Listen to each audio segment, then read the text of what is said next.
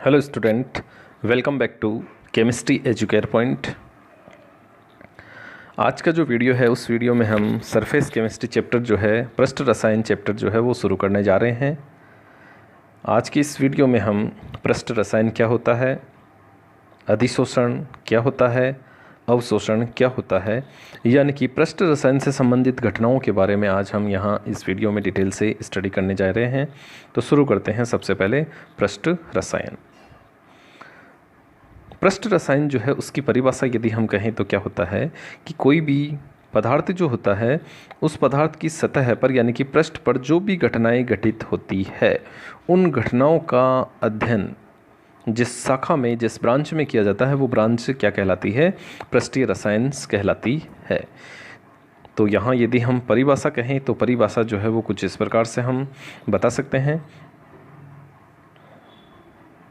देखिए परिभाषा,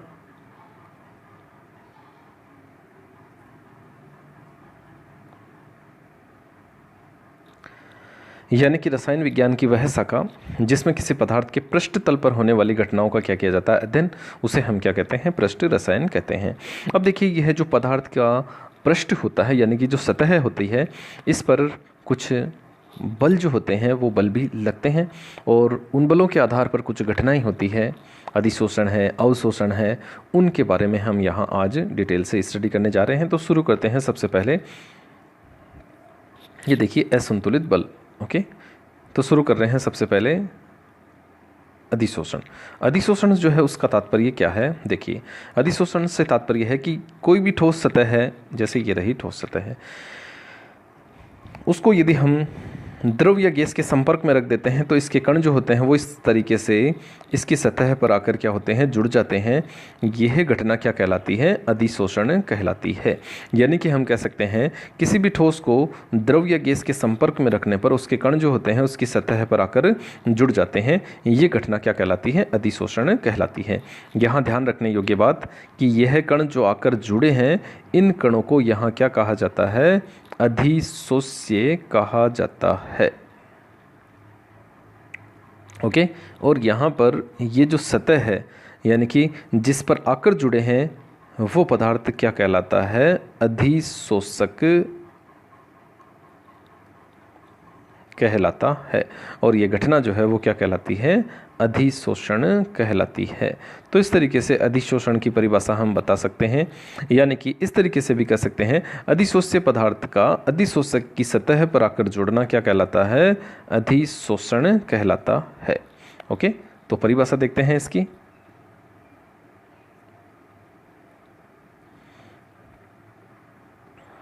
देखिए परिभाषा कि जब किसी ठोस द्रव पदार्थ को हम द्रव या गैस के संपर्क में रखते हैं तो उसके कण जो होते हैं वो उसकी सतह पर आकर जुड़ जाते हैं। यही घटना क्या कहलाती है? अधिशोषण कहलाती है। एग्जाम्पल जो है इसका हम देख सकते हैं कि सिलिका जेल जो होती है वो जलवाष्प का क्या कर लेती है? अधिशोषण कर लेती है। यानी कि जलवाष्प के संपर्क में यदि सिलिका जेल रखते हैं तो सिलिका जेल जलवाष्प के कणों को अपनी सतह पर जोड़ लेती है। ये इसका डायग्राम जो है वो हम बता सकते हैं। ये देखिए इस तरीके से यहाँ पर ये पृष्ठ हो गई और ये इसके कण जो है वो यहाँ आकर जुड़ गए। तो इस घटना को हम क्या कह सकते हैं? अधिशोषण कह सकते हैं। Okay, adsorption.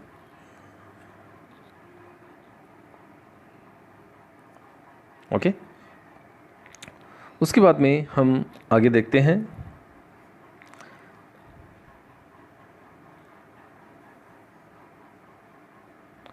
अधिशोष्य। जैसा कि अभी मैंने बताया था, अधिशोष्य का तात्पर्य जो है वो मीन्स जो है वो क्या होता है?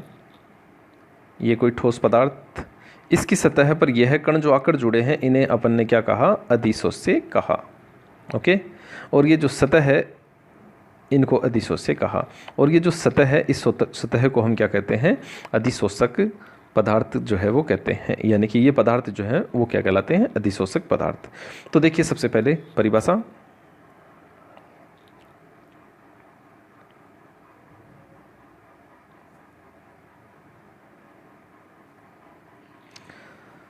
वह पदार्थ जो ठोस की सतह पर क्या होता है? एकत्रित होता है यानी कि जुड़ता है, उसे अपन क्या कहते हैं? अधिशोष्य कहते हैं। ओके, और अधिशोषक का तात्पर्य है कि वे पदार्थ जिसकी सतह पर अधिशोषण होता है उसे हम क्या कहते हैं? अधिशोषक कहते हैं, जैसा कि अभी हमने कहा। ओके, उसके बाद में अगली इसी से संबंधित जो टर्म्स है वो टर्म्स जो है वो क्या है, अंतरापृष्ठ। अंतरापृष्ठ से तात्पर्य है कि अधिशोषक की वह सतह है जिस पर अधिशोष से क्या हो जाते हैं, संकेंद्रित होते हैं, मतलब जुड़ जाते हैं, उससे हम क्या कहते हैं, अंतरापृष्ठ जो है वो कहते हैं। और एक टर्म्स जो है वो क्या है, सक्रिय केंद्र है। सक्रिय केंद्र जो है उससे तात्पर्य क्या है कि यह जो पृष्ठ होते हैं उस पर कुछ सक्रिय केंद्र यानी कि जुड़ने वाले केंद्र जो हैं वो पाए जाते हैं, जहाँ पर यह जो पदार्थ होते हैं वो मुक्त संयोजकताओं के रूप में रहते हैं। तो मुक्त संयोजकताओं वाले क्षेत्र जो होते हैं उन्हें क्या कहते हैं, हम सक्रिय केंद्र कहते हैं। ओके, उसके बाद में आगे है अधिशोष्य की मात्रा के आधार पर यह जो अधिशोषण है वो कितने प्रकार का होता है, 2 प्रकार का होता है। एक होता है धनात्मक और एक जो है वो क्या होता है, ऋणात्मक। ये जो धनात्मक अधिशोषण होता है इसमें क्या होता है, देखिए धनात्मक अधिशोषण में क्या होता है कि अधिशोष्य पदार्थ की मात्रा जो है वो क्या होती है, अधिक होती है, यानी कि अधिशोषक पर अधिशोष्य अधिक मात्रा में आकर क्या हो जाता है, अधिशोषित हो जाता है, वो क्या कहलाता है, धनात्मक अधिशोषण। और यदि अधिशोष्य की मात्रा कम होती है, मतलब अधिशोषक पदार्थ पर अधिशोष्य की मात्रा कम अधिशोषित होती है, तो ऐसा अधिशोषण क्या कहलाता है, ऋणात्मक अधिशोषण जो है वो कहलाता है। ओके, अभी इनको हम परिभाषा के माध्यम से भी देखते हैं। ओके, तो देखिए 2 प्रकार हैं इसके, एक धनात्मक हो गया और एक क्या हो गया, ऋणात्मक अधिशोषण हो गया। तो सबसे पहले धनात्मक अधिशोषण की परिभाषा, जैसा कि अभी हमने कहा कि अधिशोषक सतह पर अधिशोषण की मात्रा जो है वो, अधिशोष्य पदार्थ की मात्रा जो है वो क्या हो जाती है, अधिकतम हो जाती है। इसे ही हम क्या कह सकते हैं, धनात्मक अधिशोषण से जो है वो कह सकते हैं। ओके, उसके बाद में दूसरा जो है वो ऋणात्मक अधिशोषण है। ऋणात्मक अधिशोषण जो है उसमें हम बता सकते हैं कि अधिशोषक सतह पर अधिशोष्य की मात्रा जो है वो क्या हो जाती है, कम होती है, मतलब कम मात्रा में उसका अधिशोषण होता है। इस तरीके से हम धनात्मक और ऋणात्मक अधिशोषण जो है उन दोनों की परिभाषाएं यहाँ पर बता सकते हैं, जो अधिशोष्य पदार्थ की आधार पर कही गई है। ओके, उसके बाद में ये देखिए कुछ घटनाएं हैं, निम्न क्रिया विधियों में अधिशोषण जो है वो पाया जाता है, इनको हम अभी देखते हैं। तो सबसे पहले देखिए, पहला, अपने पास एक पात्र है, ओके, और उस पात्र में हमने कुछ गैसें भरी है, जैसे O2 है, N2 है, Cl2 है, NH3 है। ये कुछ गैसें जो है वो हमने यहाँ भर दी और इसमें हमने क्या रख दिया, चारकोल जो है वो रख दिया, चारकोल पाउडर जो है वो रख दिया। अब चारकोल पाउडर रखने के बाद में हम देखते हैं कि थोड़ी देर बाद में ये जो गैस है उसका दाब क्या हो जाता है, कम हो जाता है। उसका कारण क्या है कि ये जो चारकोल है, इस चारकोल ने गैस की कुछ मात्रा का क्या कर लिया, अधिशोषण कर लिया। तो यहाँ पर हम कह सकते हैं कि विभिन्न गैसों से भरे पात्र में यदि हम चारकोल रख देते हैं तो उसका दाब जो है वो क्या हो जाता है, कम हो जाता है। क्यों हो जाता है, क्योंकि उसकी कुछ मात्रा का चारकोल ने क्या कर लिया, अधिशोषण जो है वो कर लिया। दूसरी घटना जो है वो हम बता सकते हैं कि कार्बनिक रंजक यानी कि मेथिलीन ब्लू जो होता है उसका रंग जो है वो जंतु चारकोल द्वारा क्या कर सकते हैं, रंगहीन कर सकते हैं। एक पात्र लिया अपन ने और उसमें हमने इस तरीके से कीप लगाकर यहाँ जंतु चारकोल जो है वो रख दिया और अब क्या करते हैं, मेथिलीन ब्लू जो एक प्रकार का रंजक मतलब रंगने वाले, तो रंजक को यहाँ से गुजारते हैं। तो रंजक यहाँ जब आता है तो ये रंजक क्या हो जाता है, रंगहीन हो जाता है, यानी कि इसका रंग जो है वो उड़ जाता है। तो उसका कारण क्या है कि यहाँ पर जो रंग था उसका यहाँ पर क्या कर लिया गया है, अधिशोषण किसने किया, जंतु चारकोल ने। ओके, अगला प्रकार इसका है, हाइड्रोजन गैस जो है वो पैलेडियम की सतह पर अधिशोषित हो जाती है, वो भी एक प्रकार से अधिशोषण को समझा सकते हैं। अगला जो है, वायु से नमी हटाकर शुष्क करने के लिए सिलिका जेल का उपयोग करते हैं। सिलिका जेल जो है वो नमी को क्या कर लेती है, अधिशोषित, और वायु जो है वो क्या हो जाती है, शुष्क हो जाती हैं। ठीक इसी प्रकार से शर्करा चारकोल द्वारा यूँ कह सकते हैं कि जैसे शर्करा का विलयन अपन ने लिया और यह भी क्या है, रंगीन है।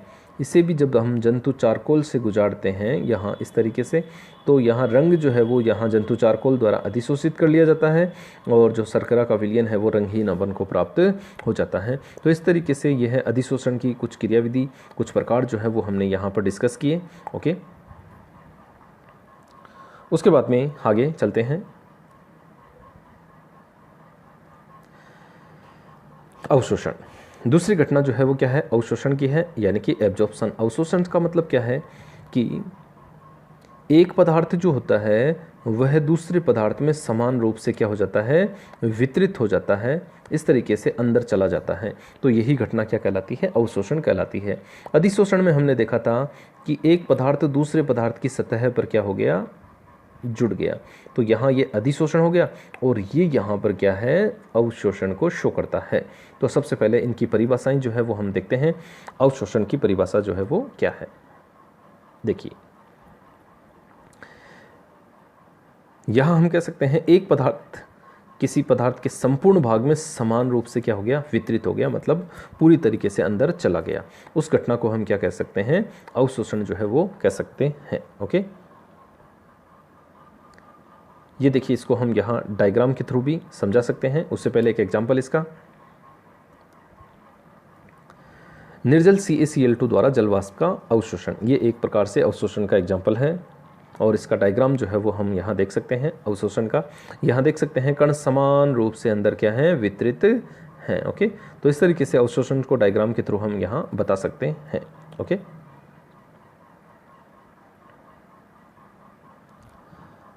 आगे तीसरी घटना जो है वो यहाँ पर हम बता सकते हैं विशोषण। विशोषण से तात्पर्य क्या है कि यहाँ पर पृष्ठ सतह पर क्या हुआ, अधिशोषण हुआ। अब जब हम इसे ताप देते हैं या गर्म करते हैं तो इन कणों का यहाँ से क्या होना, हट जाना। तो कह सकते हैं अधिशोष्य कणों का अधिशोषक की सतह से हटना क्या कहलाता है, विशोषण कहलाता है। ओके, उसके बाद में अगली एक घटना जो है वो और है, उसे हम कहते हैं शोषण। अब जो शोषण है, उस शोषण में जो है वो क्या होता है, हम कह सकते हैं कि यदि अधिशोषण और अवशोषण दोनों साथ साथ होते हैं, उस घटना को हम क्या कह सकते हैं, शोषण कह सकते हैं। देखिए यहाँ अधिशोषण और शोषण, यहाँ इसको हम एक एग्जाम्पल के थ्रू देख सकते हैं कि हमने एक चौंक ली। ओके, इस चौंक को हमने स्याही में डुबोया। मान लिया स्याही जो है वो नीली है, नीली स्याही में हमने डुबोया। तो नीली स्याही में डुबोने पर चौंक बाहर से क्या हो जाती है, नीली हो जाती है। और जब इसको तोड़ते हैं तो अंदर से ये क्या रहती है, गीली रहती है। इसका कारण क्या है कि यहाँ पर रंग जो है उसका तो अधिशोषण हुआ है और जल जो है उसका क्या हुआ है, अवशोषण हुआ है। तो यहाँ दोनों घटनाएं हुई है। तो यहाँ पर इस घटना को क्या कहते हैं, शोषण कहते हैं। चौक को स्याही में डुबोना शोषण कहलाता है। क्यों, क्योंकि उसमें अधिशोषण भी है और अवशोषण भी है। तो इस तरीके से इसको एग्जाम्पल के थ्रू हम यहाँ बता सकते हैं। ये परिभाषा है इसकी। आगे देखिए अधिशोषण और अवशोषण में डिफरेंस। सबसे पहले हम देखते हैं अधिशोषण के बारे में। अधिशोषण जो है वो जैसा कि हमने कहा कि पृष्ठ पर होता है, सतह पर होता है, एक पदार्थ दूसरे पदार्थ की सतह पर जुड़ता है। और अवशोषण में पदार्थ जो होता है वह दूसरे पदार्थ में समान रूप से वितरित हो जाता है, अंदर चला जाता है। और दूसरा अंतर यदि हम देखें तो अधिशोषण जो है वो एक प्रकार की सतही प्रक्रिया है, सतह पर होती है। और अवशोषण जो है वो कैसी प्रक्रिया है, स्थूल प्रक्रिया। स्थूल मतलब कणों का अंदर तक चला जाना, कण अंदर तक चले जाते हैं। ये दो अंतर। अगला अंतर जो है वो हम देखते हैं।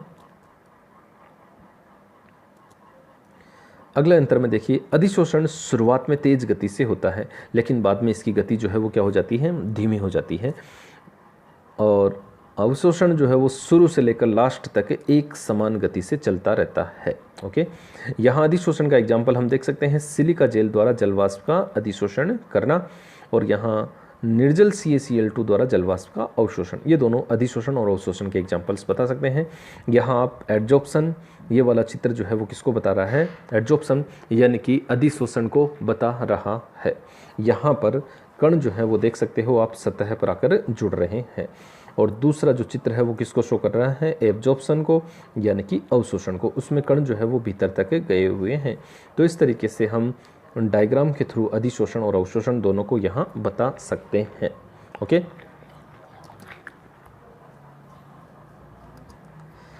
आगे देखिए, अधिशोषण से संबंधित एक महत्वपूर्ण नोट। अधिशोषण एक प्रकार की क्या है, उष्माक्षेपी प्रक्रिया है।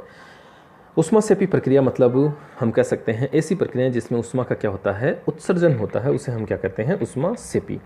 ऊष्मासेपी जो है वो किस प्रकार से है, देखिए, जैसे ही अधिशोषण होता है, अधिशोषण होने के दौरान उनके कण जो होते हैं उनके पृष्ठीय बलों में क्या आती है, कमी आती है, यानी कि उनकी पृष्ठीय ऊर्जा में क्या होती है, कमी होती है, और ये ऊर्जा जो है वो उष्मा के रूप में मुक्त हो रही है, और उष्मा के रूप में मुक्त होने के कारण इस प्रक्रिया को हम कहते हैं उष्मासेपी प्रक्रिया, यानी कि अधिशोषण एक उष्मासेपी प्रक्रिया है।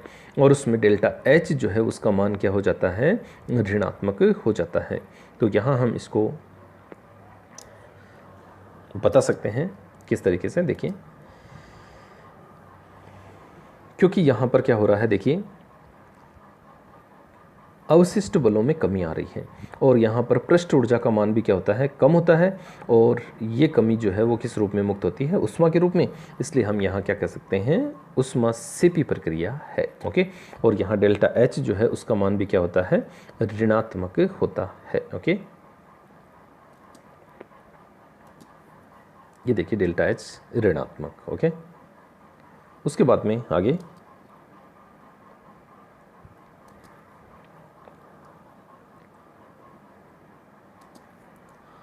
आगे देखिए दूसरा नोट, कि जब भी कोई गैस अधिशोषित होती है तो उसके अणुओं का संचलन जो है वो क्या हो जाता है, कम हो जाता है। ओके, तो यहाँ कम होने से तात्पर्य हम क्या कह सकते हैं कि जैसे मान लिया कोई ठोस सतह है और उस कणों पर, उनकी कणों पर क्या हो रहा है, अधिशोषण। ये देखिए अधिशोषण हो रहा है, यहाँ पर ये कण यहाँ जुड़ते गए, तो जैसे ही यहाँ जुड़ते हैं इनका मोमेंट यानी कि संचलन क्या हो जाता है, कम हो जाता है। संचलन कम होता है तो इसकी एंट्रोपी भी क्या हो जाती है, कम हो जाती है। एंट्रोपी से तात्पर्य है कि कणों की अव्यवस्था का मापन कहलाता है एंट्रोपी। तो यहाँ कण व्यवस्थित हो गए, मतलब अव्यवस्था कम हुई है, तो यहाँ अव्यवस्था कम हुई है तो एंट्रोपी भी क्या हो गई, कम हो गई। एंट्रोपी को मोस्टली एस से शो करते हैं, तो यहाँ एंट्रोपी कम हुई यानी कि डेल्टा एस का मान क्या हो गया, ऋणात्मक यहाँ पर हो जाता है। तो यहाँ हम जो समझाने की बात कहना चाह रहे हैं वहाँ हम क्या कह सकते हैं कि अधिशोषण जो है वो एक प्रकार का क्या है, स्वतः प्रक्रम है। स्वतः प्रक्रम जो है, कोई भी प्रक्रम स्वतः यदि होता है तो उसके लिए मुख्य रूप से शर्त क्या है कि उसके लिए डेल्टा जी का मान क्या होना चाहिए, ऋणात्मक होना चाहिए। डेल्टा जी का मान ऋणात्मक जो है वो किस तरीके से होता है, देखिए, गिब्स हेल्महोल्ट्ज समीकरण जो है वो क्या होता है, डेल्टा जी बराबर delta H minus T delta S. ये देखिए इधर डेल्टा जी गिब्स ऊर्जा है, डेल्टा एच एंथैल्पी में परिवर्तन है, टी ताप है, और डेल्टा एस जो है वो क्या है, एंट्रोपी को दर्शाता है। ओके, तो यहाँ देखिए एक सामान्य ताप जब होता है तो यह जो डेल्टा एच जो है इसकी वैल्यू डेल्टा टी एस से क्या हो जाती है, ज़्यादा, क्योंकि डेल्टा एस ऋणात्मक है और यहाँ पर ये वैल्यू जो है वो क्या हो जाती है, कम हो जाती है। टेम्परेचर भी क्या है, कम है, तो यहाँ पर संख्यात्मक रूप से डेल्टा टी डेल्टा एस की वैल्यू डेल्टा एच से क्या हो जाती है, कम। ये इस तरीके से हम शो कर सकते हैं। और डेल्टा एच जो है वो पीछे हमने देखा डेल्टा एच नेगेटिव होता है अधिशोषण के लिए, तो डेल्टा एच ऋणात्मक हुआ तो डेल्टा जी जो है वो भी क्या हो जाती है, नेगेटिव हो जाती है। डेल्टा जी नेगेटिव यानी कि डेल्टा जी ऋणात्मक यदि होती है, गिब्स ऊर्जा ऋणात्मक होती है, तो वो प्रक्रम अपने आप होता है। तो इस तरीके से यहाँ हम इसको शो कर सकते हैं, बता सकते हैं। देखिए इस तरीके से, और ये सारी बातें जो है वो यहाँ पर शो करती है कि अधिशोषण एक स्वतः प्रक्रम है। तो यहाँ अधिशोषण स्वतः प्रक्रम है, इसके बारे में हम बता सकते हैं। ओके, आगे चलते हैं।